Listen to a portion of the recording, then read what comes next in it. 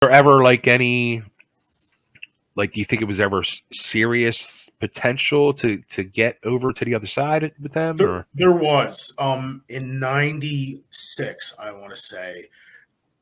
Do you remember when Jim started using? There was that period in the '90s where the WWF started letting a lot of their guys work on the independents, yes, like the good independents, like Jim's and stuff. yeah, And I wound up doing a lot, seeing Jim Cornette a lot on those shows. that's right.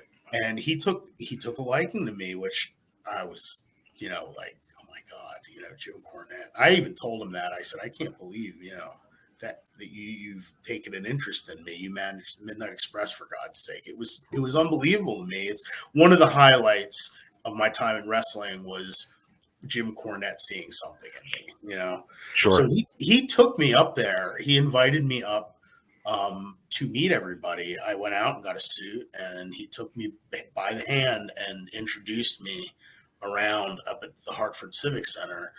Wow. Did I go up another time? I don't remember, but yeah, and there were some talks. He had some ideas about doing a thing on Raw where they would bring in like independent champions from around the country to defend their independent title on Raw.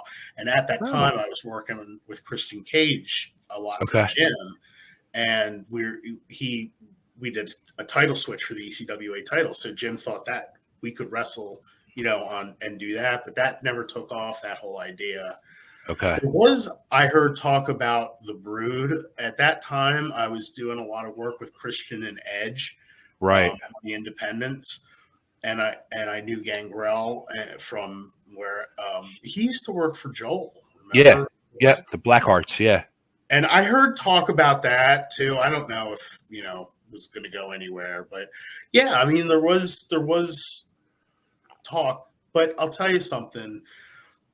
When I got that close to it, I started realizing it wasn't for me really. Like that. That's what I wanted to know. Style. It wasn't.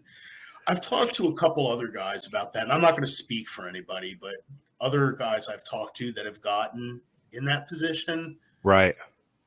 that you love wrestling so much, but then you realize what it really takes. I likened it to, it's like being in the military. You're a soldier first and everything else second. Yeah. And that really wasn't for me, and a lot of my time in wrestling, like I said, I was in school. Right. And there were just other things going on. I was starting to learn the personal training business and things like that. I had other stuff. So I didn't want to lose that, going on the road 350 days a year. I mean, I was busy enough doing the independents. That was enough, Yeah. So to do it the way they do it and on that level and to run with the ball like that on national TV all the time, it didn't seem as appealing when I got up close to it like that. So I was very, very grateful to have gotten to that position. Right. Certainly. But at the end of the day, I just think I'm not cut out for the life like that so much. Like a